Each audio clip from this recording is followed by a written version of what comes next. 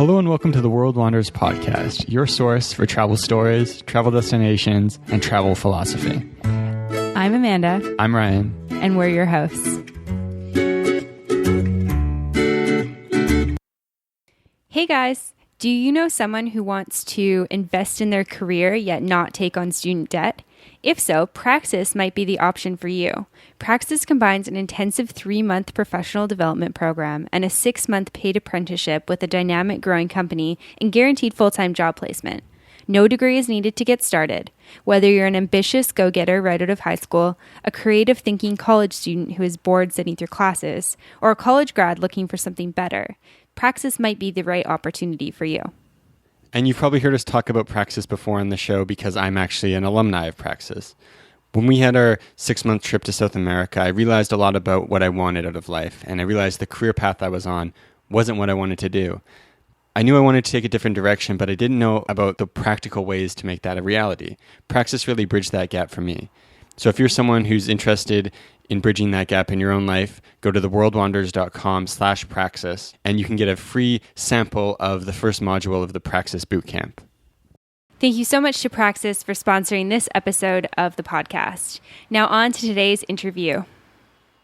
We are very excited to bring you a conversation with Chris Guillebeau. If you're interested in travel and you're a fan of this podcast, you likely already know who Chris Guillebeau is, so we'll keep this intro very brief. Chris is the author of 4 books, The Art of Non-Conformity, The $100 Startup, The Happiness of Pursuit, and Born for This, his most recent book. He's also running one of the top podcasts on iTunes right now called Side Hustle School, where he breaks down a different story every day of someone who's built an interesting side hustle. Chris also has a ton of travel chops. He's been to every single UN-recognized country in the world, all 193 of them, and is really incredible person to talk to because he has so much going on, so many diverse interests. He also runs a popular summit called the World Domination Summit in Portland every summer. He's someone who's so multidimensional that it's hard to actually focus in and say, what are we going to talk about? Because you could talk about a million different things with him. So as you'd expect, we have a pretty wide-ranging conversation, but we really want to focus in on how he's built a life that he loves. How did he go from early travel experiences in life? How did that shape him? And then how did he kind of find his direction to where he is now, working as an author, a podcaster, someone who runs an event? Yeah, and Chris is somebody who really inspired us when we first started traveling. I first discovered him based on the fact that he has a really successful website and blog, and that he's a best-selling author, and he's traveled every country in the world, which for a while was something I was really interested in, which we talk about in the podcast. And the more I got to understanding his story, the more I was like, yes, travel is so much more than just seeing places. It's about discovering what you really love and what makes you feel alive living. And so a lot of our conversation is really around that. And I would highly, highly recommend checking out Chris outside of this podcast because he has so much to offer for anyone who's interested in travel and following your dreams. Yeah, and his most recent project, Side Hustle School, is something that on the surface might seem unrelated to travel, but if you're someone who wants to do more traveling, there's a lot of interesting ways you can make extra money on the side and have that be something that allows you to travel the world more. Yeah, so without further ado, here's Chris. All right, we are very excited to have Chris Guillebeau on the podcast today. Thank you so much for taking the time to talk to us, Chris. Hey guys, thanks so much for having me. It's a big honor. So something we talk a lot about on the show is making the transition between having a really meaningful travel experience, whether that's a long backpacking trip or maybe teaching abroad, having that experience, and then coming home, jumping back into a conventional career, feeling kind of disaffected. So making the transition from having meaningful travel experiences into creating a meaningful career, having a life that makes you feel alive, just like traveling does. And you're really the perfect person to talk to about this, Chris, because you've been to every country in the world. You've traveled really extensively, but you've also written a lot about entrepreneurship. You have a book, The $100 Startup. You've also written a lot about finding a career you love with Born for This. So the first place we wanted to start was, where did travel start for you, and what were some of those early formative experiences around travel? Yeah, well, first of all, thank you so much for that kind introduction. That's very nice, and I do feel very fortunate that I've been able to travel and somehow forge a career out of it. And it wasn't necessarily an intentional thing for me. It wasn't super strategic. I kind of stumbled in on it, and you mentioned like you're traveling and then going home, and there's like a sense of dissatisfaction or discontent that sometimes comes in. And I've experienced that, many times as well. So I do think it's common. And as for when travel, started for me, or how I kind of realized that I wanted to see the world beyond my doors, I think first of all it was forced on me when I was a kid, and I was 6 years old, and I, was moved to the Philippines by my mom and stepdad. We were there for 2 years, and looking back, it was a good experience. At the time, I don't think I appreciated it fully because I was six, but I do think it was helpful and kind of like forging like a worldview of like, oh, it's not just normal, North American life that's out there. And then when I was a young adult, I was about 22 years old, and I had spent a little time in Asia, not a lot, not as much as you guys have. And I had traveled maybe a bit in Europe, but around that time I made a commitment to go and volunteer in West Africa. And so that experience was kind of like first like full on immersive, cross-cultural, as an adult. And that kind of inspired a lot of stuff that came later in travel, in life, in entrepreneurship. And so it really was that decision that I think kind of was the starting point for everything that came later. That's amazing. And I think you kind of touched on this with what you were saying, but when you first set out to travel, so you didn't have an intention of, you didn't know where your life was going to be now. Absolutely. Yeah, no, I didn't know at all. I mean, I loved to travel, and I liked, different experiences and making discoveries. And the more I did it, the more I wanted to do it more. And eventually, a lot of other stuff happened. But no, it was not like never traveled and then here's my intention. Yeah, that makes sense. I think that we can both relate to that as well. It's like we set out to travel as this break between college and real life, and then travel's this eye-opening experience where you're like, whoa, real life can be so much different than what you're told as a child. If you're kind of structured into that, you go to college, you get a 9 to 5, you do that, you buy a house, you get married, have kids, et cetera, et cetera. Right. Yeah. Well, as you kind of have these experiences, what tends to happen, and it's very common through travel, but it can also be, for kind of anything in life, your vision expands, and like your whole mindset expands, your mission expands. Like, I think for you guys as well, from what I know of your story, it's like you said, you didn't plan on doing what you're doing now, but, it's almost like, I have this saying, once you start going down the road of adventure, you never know where you're going to end up. And so it's a really powerful thing. It can be really fun, but it's also like your life is probably going to be different once you start exploring something that's outside your comfort zone. What was the motivation for you making that first jump to go to Africa and volunteer? Dissatisfaction, discontent, just kind of wanting more out of life. I had kind of like a weird childhood, and I was in like juvenile detention centers, and I dropped out of high school. But then I kind of managed to turn my life around a little bit, and I did go to college, university, and but then I also kind of forged my way in entrepreneurship, and I learned about that at an early age. And so I felt like I'd had these different experiences that were interesting, or at least to me. But then I was kind of like, well, what's bigger? And at the time, this is going back a ways, like 9/11 had just happened in the U.S., and so I was kind of depressed, like a lot of Americans and other people around the world as well. And so for me, it was like, what is an expression? What is the appropriate response? Like, how can I do something positive to make a difference in the world? And so I Googled like poorest country in the world, and it was Sierra Leone at the time on the UN Human Development Index. And then I heard the story of this hospital ship that was there.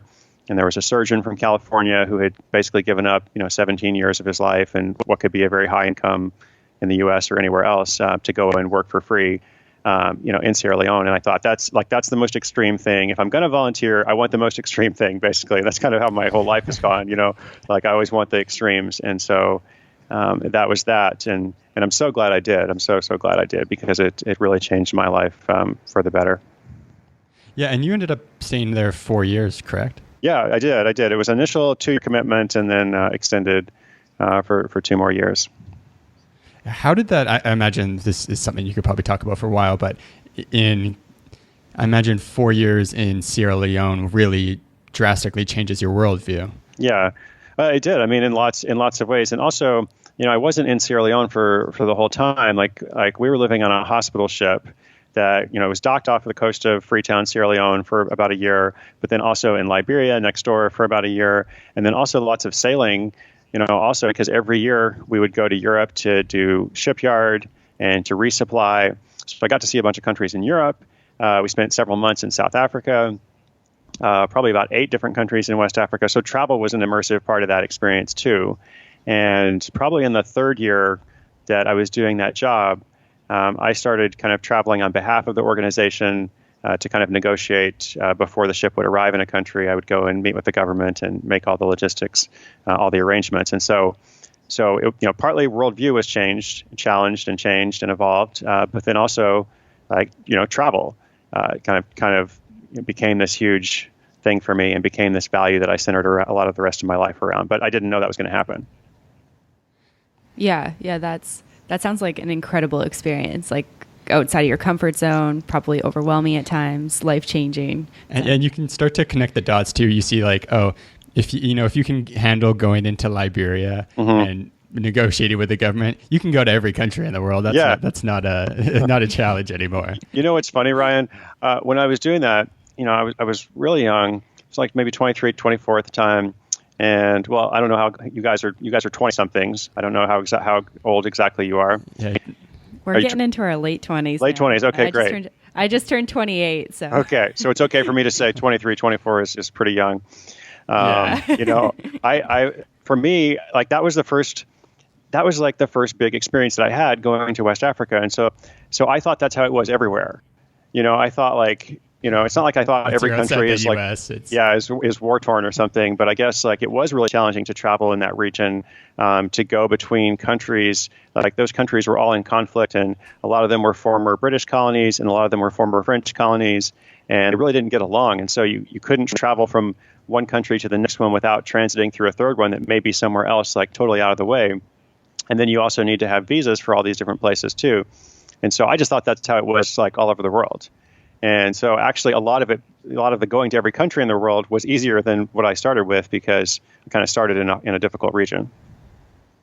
Yeah, that's really interesting. And where did the idea to go to every country in the world come from? Yeah. So do you guys know how many countries you've been to? Do you keep up with that at all? I think just under 50. No, just over 50. 50. Okay. That's awesome. Great. So for me, it was somewhere around like 30 or so, and I had never counted them up before. But I had always been interested in goal setting, and I always made a list. Like every day, I had a list of my ideas and a list of my tasks, and I was like a list maker. And so one day, I made a list of my countries, and I was like 30 countries. That's interesting, And then I set a goal of going to 100 countries. And, at the time, my goal was like 100 countries, like sometime before I die. And so started working on that. And then I realized, maybe you guys realized after you start having some experience, it's actually not that difficult to go to a lot of different places. And, you can go, in Europe, there's a bunch of countries that you can get to very easily that are accessible to one another. Same in Asia, same in the Caribbean. And so I realized that 100 country goal was not going to be nearly as insurmountable as I first thought. And so that's when I thought, what about a real goal? What's a real challenge? And that's when it was like, okay, every country in the world. And, I have to be honest, I didn't even sit with that at first because it sounded like so, crazy to me at the time. I was like, no, that's really difficult. But I kept going back to it, and I kept it kind of stayed with me. And so after I'd been thinking about it for maybe 3 months, and I had made lots of other lists, how many countries are there? I didn't even know. And lots of the names of the countries I'd never even heard of. But I liked the whole process of discovery and the process of research and just planning it out. And the more I thought about it, the more I thought I have to do it. And so I was in my late 20s, just like you guys, and I was coming up on the 30th birthday. And I moved back to the States by then. I was planning to start this blog, The Art of Non-Conformity, and I decided to create the quest as the center point for that project. And I say, okay, I'm going to go to every country in the world. And at that point, I'd been to maybe 70 or 80 countries. And so I said, my deadline is on my 35th birthday, 5 years from now, when I start on my 30th birthday. And once you started on that quest, was there any point where you're like, I'm not going to make this? Like, this can't happen? Yeah. I mean, there wasn't a lot of like reality show moments, where it's like, check back next week. Like, will he make it? Right. Because life isn't like that. But there were lots of moments where I had uncertainty and lots of moments where I was frustrated or maybe wanted to give up. I never seriously considered giving up. And the places that I had difficulty, I tried to take care of as many of those as possible, like going along, so that I wasn't saving like really hard countries for the end. And so by the time I got to the final 15 countries, maybe 5 were difficult, but 5 were kind of average, and 5 were, pretty easy to get to. And so it's not like I had this like final batch of countries that was really, really tough. And so I was able to like plan my 35th birthday around, going to the last country. So a lot of setbacks along the way, but I never like seriously like almost wasn't able to do it. Were you still enjoying it by the time you got deep into it? Great question. Yes. I would say I was enjoying the majority of it, not 100%, not every trip, like all the time. And I think not every adventure traveler likes to talk about this, but sometimes travel can be monotonous, or sometimes it can be discouraging or frustrating, and you would rather maybe do something different. And I did feel that way from time to time. But I guess, I didn't, there was never a point where whatever those negative feelings were outweighed like the overall positive feeling, and the kind of the confidence that I was getting from, getting closer to achieving the goal. So, for me overall, it continued to be like net positive throughout. Yeah, I'm curious too. I think a lot of people listen to this show planning big backpacking trips. And I know you mentioned you're really into goals, and the idea for going to every country kind of was attached a little bit to starting the art of non-conformity. Do you think there's value in someone who's just going purely traveling, but instead of turning it into like, oh, I'm just going to South America for 6 months, turning it into kind of a quest? I think there's value in both. And I think the quest tends to come out of your discovery and out of your exploration of something else. And so, yeah, if you're sitting at home and you've never traveled, well, the mere experience of traveling to a place that's unfamiliar to you is going to be different enough. You don't have to attach it to something else. And travel is beautiful for travel's sake. And so for me, it was just like the more I did it, the more it was like value added to combine it with a goal. And it was never like just about the goal. I mean, the goal came because I enjoyed the travel. So I don't necessarily think everybody has to have a quest or everybody has to have a goal attached to what they're doing. Yeah, that's something that we were very interested in about your story, because it seems like you are very good at setting goals, and you've set these goals and met them, which is something that's really interesting to me. Ryan and I have talked on and off about whether or not we should make travel more of a quest, like number of countries, or having a purpose to go somewhere, because having a purpose when you're traveling can make it a little bit more exciting in some ways if you've traveled a lot as well.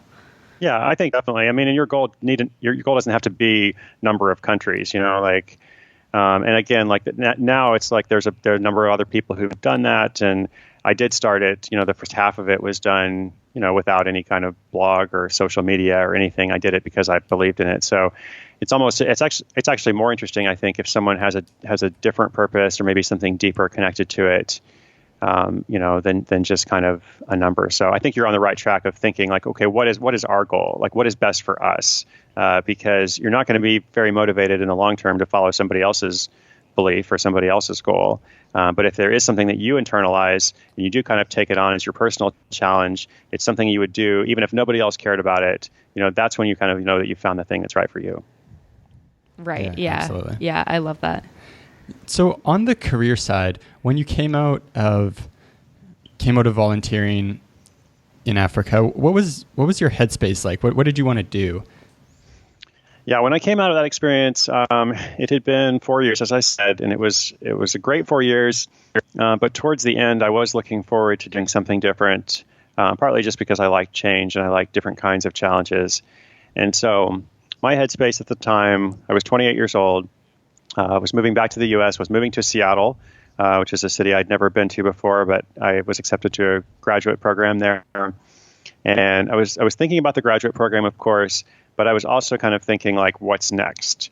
And it was that maybe year and a half period where I was going to grad school, I was doing some business stuff, doing some volunteering, but I was also like in this preparation mode, for launching Art of Non-Conformity. And so the headspace was very much like, how do I take all these different experiences that I've been fortunate to have, just like you guys, 50 countries or more than 50 countries, like think of your friends back home, like nobody's done that, So you've been fortunate to have all these experiences. For me, when I was in that place, the question was, okay, what do I do with it? Because it is unusual. It is like, I do feel grateful that I've been able to work for myself and travel and see the world and meet the president of Liberia and all this kind of stuff. Well, how do I combine all that stuff together, or at least like create the next level or the next iteration of whatever it is that I'm trying to accomplish? So, and it took a long time to figure out what it was. That's why I said it was like a year and a half of thinking. And then even after I started the blog, like, I don't think I really knew. I think it took a lot of steps after that too. And so did you start the blog with the intention of like, okay, I want to share my ideas with friends and family, but I also want to create a business out of this kind of in the long term? I started the blog with the goal of creating community and creating like a social movement of sorts. The business didn't really come for about 6 months later. So it very much was like, here are my ideas, and I'm putting this out to the world. I want to offer like an alternative space for people interested in unconventional strategies for life, work, and travel.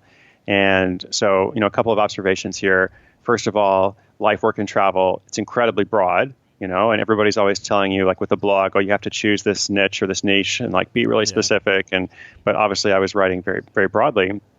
And, it was kind of like a values-based thing. And it was like, if you identify with these values, then that's who I'm writing for. I don't care what age you are. I don't care what demographic, how much education you have. Like, if you agree with these values, or at least you identify with them, then that's what it's about. So I kind of had that, but I think in that first year, my whole focus maybe evolved a little bit, because I thought, oh, I'm going to every country in the world, therefore, I am a travel writer. And that assumption was completely wrong, because I learned pretty quickly I'm not a good travel writer, and I'm not a good destination, writer, journalist, someone who kind of tells the story of going to a place and meeting all the people and what kind of food did you eat and all that kind of stuff. I was much more interested in the process, in the planning, and how this affects you, like how a person pursues a goal or follows a quest. And I think I kind of resisted that at first, but once I really embraced it, then I felt like I came much more into whatever it was that I was trying to share with the world. So I gave up on like actual travel writing and tried to focus on something I was better at. What was you said you resisted it at first. What was kind of going on in your mind there with that resistance? Yeah, good question. Well, I'm not sure I really realized that it was interesting to other people. I think my assumption was like, oh, this is what people want to know about. Like they want like a Lonely Planet, rough guide kind of thing. Or they want like beautiful, journalism of like the long stories and photographs. And I was a terrible photographer also, and so like I was a terrible photographer, and I really didn't have any interest in like improving my skill with photography. And so, at a certain point I started writing about like the preparation and how I booked my tickets, and it was really interesting to see that, not everybody responded well to it, of course, but a certain number of people did. And then I just started like going with that more. And also writing more about career and entrepreneurship and like, how am I able to do this and all that kind of stuff. Yeah, I think that's a great lesson to learn when you're, doing anything in sort of the business sphere. But something that we learned as well with our podcast and our website is you can kind of experiment with these things that you think people might like, but then it's really about like, you're going to be successful if you find the thing that makes you the most excited to write about or to share with your audience, and your audience will kind of like flock towards you once you've express something in a more passionate way. Yep, totally agree. I think it's all about finding overlap between, those things that you are most excited about, motivated for, et cetera. And then also like, what other people want to learn from or what they want to experience through you, or if they want to gain courage, to have their own trip through you or whatever it is. I think whenever you max out that intersection, that's when you're going to be the most successful. And so, Chris, you've kind of you've written a lot about travel, but you've also written a lot about entrepreneurship. And something that interests us is kind of the connection between the two. We kind of fell in love with travel because of the self-directed aspect of it, and then have really kind of found that entrepreneurship meets a lot of those similar needs. Could you talk a little bit about the kind of connection between travel and entrepreneurship for you? Yeah, so I kind of stumbled into working for myself the same way I stumbled into travel. It's not like I said, I want to like raise my hand and I want to be an entrepreneur when I grow up. For me, it was like, I don't want to work for anybody else. Like I'm a terrible employee, just as bad, just as I'm bad at photography, I'm also really bad at working for other people. And I kind of figured that out pretty quickly in my, teenage years when I got fired, from every job I ever had. But it's not like I didn't want to work. I actually really enjoyed working. I just had to find something that I wanted to work on. And so, basically the only way to do that in life, if you're not independently wealthy, is you have to, create some kind of value for other people. You have to find some kind of skill or something you can do to support yourself. And there's not really a college or a university for that. Most people just kind of figure it out. Now there are a lot of books and online resources and things, but no matter how many resources you consume, you still have to kind of do it. You have to experiment. And so for me, like, one thing kind of enabled the other. And being able to kind of moonlight and freelance and have a second income or like a side income at all is what allowed me to be in Africa for those years. And then later, it's what allowed me to go to every country in the world. And so for me, I was more interested in finding like an integrated way to do these things, as opposed to like another model is like people work for a while and then they go and travel for a while and then they come back and work. And that's good for some people, of course. But for me, I wanted something that was just completely integrated between the two things. Yeah, that's almost exactly the same story for us, where we went and had these two backpacking experiences, but it was this real pendulum swinging back between like complete freedom on travel, and then the second time we're like, we need to figure out some way to integrate this, to find a balance with it, which is kind of the project we're working on now. Great. I think it's about sustainability as well. As it felt really unsustainable to travel for these long period of times, like run out of all of our money and come home really desperate for money. Right. I feel like it doesn't really allow you to do the things that you necessarily love to do when you get back home, or just in general, because you're so desperate for money at that point. Right. It's kind of like the nomadic equivalent of working for the weekend. Even people who don't travel, like they kind of live for the weekend because they hate Monday to Friday. Well, that's not sustainable, long term, because there's a lot more days between Monday and Friday than there are on Saturday and Sunday. So, you guys kind of discovered basically a similar kind of thing, except you were going out to see the world, which was great. But then you realize, like, how can I go next level and, do exactly what you're doing right now, which is wonderful. Yeah, because there's still kind of this, when you go out and do it, there's still kind of this like dread that haunts you. It's like the 6-month version of like the Sunday night feeling, but just like a tiny dose of it, where you're like, what's going to happen at the end of this? Wow. Right. That's good. So if people are out there and they're listening, and maybe they've quit their job to go backpacking and they're having the time of their life, and maybe feeling a little bit of that, like, I don't know what I'm going to do when I get back. You've your current project is on side hustles, but you've also written about entrepreneurship, and you've obviously created this career for yourself. What kind of suggestions or advice would you give to someone who's in that position, kind of taking the first steps into creating an integrated life? Yeah. Okay. Well, I would say, first steps is, especially if you're out there traveling now, like, appreciate the experience. Hold on to it, because you will remember that later. And then, try to get to yourself in a place where you're not in a place of desperation, because that's difficult. Like, if people are like, I have to make money tomorrow. Well, there are ways to make money tomorrow. You can sell your possessions online or whatever, but that's not really, again, to use your word, sustainable. try to get yourself in a place where, like, if you have a job, that's fine. Don't quit the job right away, but spend, a little bit of time thinking, and not just thinking, but also experimenting and trying to create something for yourself. And, like, maybe set aside an hour a day, or like half of Saturday or half of Sunday to work toward creating that first project for yourself. And then what I've seen, it's kind of like travel, like your first entrepreneurial project, it is very empowering. You're like, oh my gosh, like I made money with this. And maybe it's not even that much money, but it's different from the paycheck you receive. So it really does feel different. And I mean, you guys have probably experienced this, but like the first time that you get a payment notification in your email, like somebody bought something that you made, it's just really exciting. And so I would encourage that person to get to that point as soon as possible, probably before they feel ready, if they're not like making a full-time income or whatever, because that's not usually how it works. But get to that point, and then from there, a lot of possibilities and opportunities tend to open up, and then you might be able to get more creative about, okay, what is that sustainable path for me? Yeah, I love that piece of advice. And it's such a cool feeling if you get like a PayPal notification, or it's like somebody just purchased your ebook and you're like, what?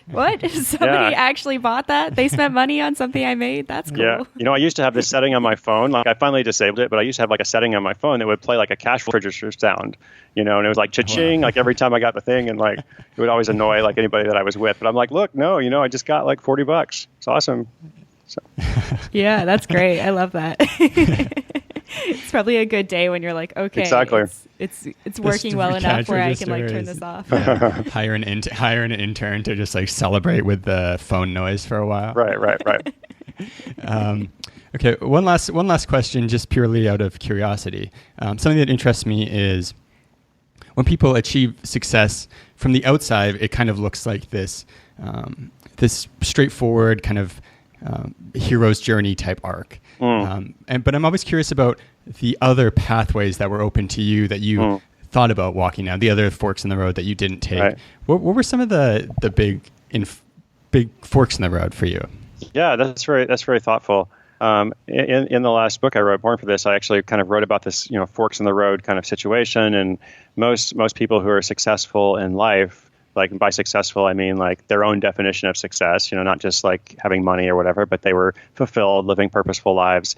Most of them had actually gone down lots of different paths, and they had been, willing to go down a path and then turn around and do something different, which is kind of counter to the traditional advice, which is like always keep going, just persist, never give up, etc.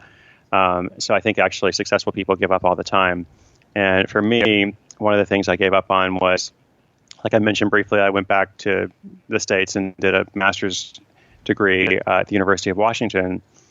For a while, I thought that I wanted to continue in academia and like have a PhD. And now looking back, I can see like I'm so glad I didn't do that. Like I'm so glad. And I even went down that path and like did my applications and all that kind of stuff. But I think it was very much an assumption I made, just like I assumed, I'm supposed to be a travel writer. I'm supposed to take good photography on my trips because that's what you're supposed to do. And I basically the same time I started Art of Non-Conformity, it was like a decision between like, am I going to go down this path of, getting a PhD, which is somewhat traditional because it's like you have these years where you do this, then this year when you do that, and it's a track, so am I going to go down the track or am I going to pave my own track basically? And, I'm so glad that I chose the track that I did because obviously we wouldn't be having this conversation and I wouldn't have been able to have like all the wonderful experiences that I've had. And it's not to say that the other one is not a good track for somebody else, but for me, like I know absolutely it's not a good path. Yeah. Wow. That's really interesting. Yeah. We want to be mindful of your time. Do you have just a minute or two to tell of course. us and the audience a little bit about, I'm just curious about Side Hustle, the Side Hustle podcast, your newest project that you've just launched? Yes. Well, no, thanks. So I have learned from your example because you guys have been podcasting for far longer than me. And I decided to, catch up to 2004 and start a podcast. So, in doing so, I knew, because I'd done many podcast interviews, like, okay, what does the world need, in a new podcast? It's not like the world kind of wakes up and it's like, oh, what's missing from life is another podcast. So I had to figure out like what was unique and different about mine. And so last year on the book tour for Born for This, I would talk about side hustles for like maybe 2 minutes or something, but then half the questions I got afterwards, at least 50%, were about side hustles. And I kind of saw that people really responded to that. And I also noticed that there was this group of people that didn't necessarily want to be entrepreneurs, and they didn't want to quit their job, or they weren't able to quit their job, or maybe they actually had a job that was fulfilling. Maybe they worked in nursing, or like my mom, she worked for NASA. If you want to work for NASA and support the astronauts in space, you can't really do that as a digital nomad. You have to be part of an organization, like something bigger than yourself. So all those people, but at the same time, they had the same desire that a lot of us have, for ownership of something, for the security that comes from more than one source of income, for a backup plan in these uncertain times. So they want something too. And so I realized like nobody is really serving, that group of people very well. And so it was out of that experience that I created Side Hustle School, which is a daily podcast, throughout 2017, and started learning all about this crazy world that you guys have known about for a while. Yeah, it's a fun undertaking. Yeah, it's very different. I've noticed like people respond quite differently. The engagement through podcasts is very different than the engagement through blogging, and I've been blogging for 8 or 9 years now, and just started the podcast 3 months ago. And I really see like a huge measurable difference. What do you think the difference is? I think the difference is that the voice is very personal, and this is something that Gretchen Rubin told me when I started, because she started her podcast maybe a year and a half ago. And Gretchen is far more famous than me. I mean, she's sold millions of books, but she said basically once she started her podcast, like she really did reach like a whole different group of people, and she reached them maybe more intimately. And the theory is basically it's because it's that person's voice, and you're kind of listening to them, and you're carrying them with you as you go on your commute or in the gym or wherever you listen to podcasts. So I think it's something to do with that. Yeah, it's kind of remarkable when you think about especially if you kind of fall in love with a podcast. You can spend, thousands of it, maybe not thousands. I think we're getting close to. Anyways, hundreds of hours. Thousands of hours. That's awesome. Millions of hours. One-way conversation with someone, it's Chris Guillebeau in your ear all day. And it's like you've had, years of friendship, but only one-sided. But it's this funny thing that happens. I feel like a little bit subconsciously too. Yeah. Anyways, so I think you guys made a good decision in starting, when you did, and choosing to really kind of focus on, multimedia and doing more than just the blog.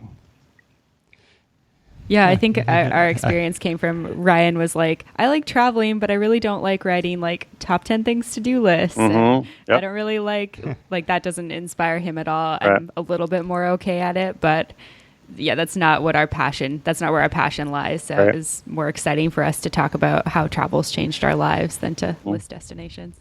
Awesome. Yeah, anyways, thank you so much for taking the time to talk to us today, Chris. We really appreciate it. Where should people go online if they want to find out more about you? No, of course, you guys are awesome. So thank you, Ryan. Thank you, Amanda. If I can help any listeners, I'm happy to help. It's chrisguillebeau.com, which no one can ever spell. But you could also go to sidehustleschool.com to hear about the new podcast, or in iTunes or wherever podcasts are available. Awesome. Amazing. Thank you so much. Thank you so much. Thanks, guys. All right, guys, we hope you enjoyed listening to that interview as much as we enjoyed having that conversation with Chris. He's someone we've been wanting to talk to for a while, so it was really exciting to actually have the chance to have a conversation with him. Thanks again to our show sponsor, Praxis. If you go to theworldwanderers.com/Praxis, you can get a free sample from the very first week curriculum of the Praxis Bootcamp. It's a small module on the value creation mindset, and it's a really cool opportunity to kind of get a taste of what the Praxis educational experience is like. So again, that's theworldwanderers.com/Praxis. To find more information, relevant links, and photos talked about in this week's episode, check out theworldwanderers.com. If you have a question, comment, or feedback, send us an email at info@theworldwanderers.com. Join our community on Facebook at The World Wanderers or on Twitter at WorldWanderers1. As always, thanks so much for listening. Have a great day. Bye.